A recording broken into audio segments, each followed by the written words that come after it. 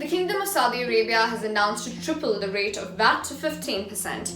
This was announced as part of the government's plan to save 100 billion riyals or $27 billion amid declining oil prices, a stagnating domestic economy, and mitigating the effects of the COVID-19 pandemic. Apart from increasing the VAT rate, the kingdom announced a slew of austerity measures such as cut in its monthly cost of living expense, which is granted to government workers, spending cuts in some of its landmark projects, and so on. Today, I will give you all the details you need about the new VAT and how it will impact you and your business. The increased rate in VAT is expected to apply to all goods and services that are currently subject to the 5% rate. 5% VAT was introduced in Saudi Arabia on Jan 1, 2018 and generated an estimated $12 billion for the government in its first year of implementation. Now, how is this going to impact businesses? An immediate point of attention for taxpayers affected by the rate increase is to ensure that their systems are able to issue invoices and charge VAT at the new rate. Taxpayers should also consider how to treat goods and services that are supplied between or before 1st July 2020, whilst the invoice is issued or payment is given after 1st July 2020 or vice versa.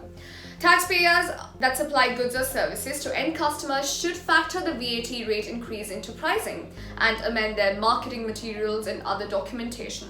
Taxpayers that are partially exempt or unregistered companies, such as passive holding companies for instance, that are not entitled to recover their input tax in full, will face a significant increase in the cost of doing business. Taxpayers that provide exempt or zero-rate supplies should have sufficient evidence in place to support this VAT treatment.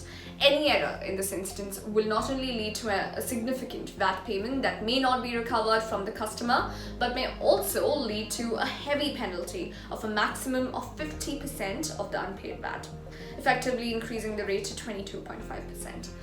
This especially is relevant for companies providing zero-rated export services, an area where the tax authority has been very active and strict.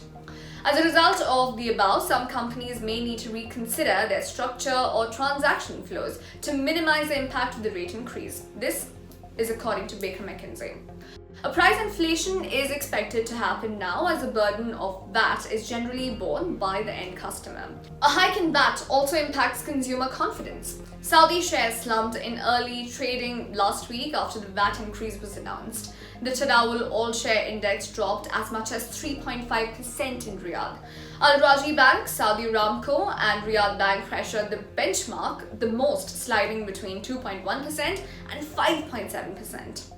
The United Arab Emirates has confirmed that it currently has no plans to increase the rate. It's not certain, basically, whether Bahrain will follow the KSA soon.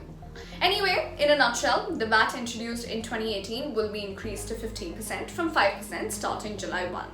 Beginning in June, the government will end a monthly cost of living allowance paid to government workers.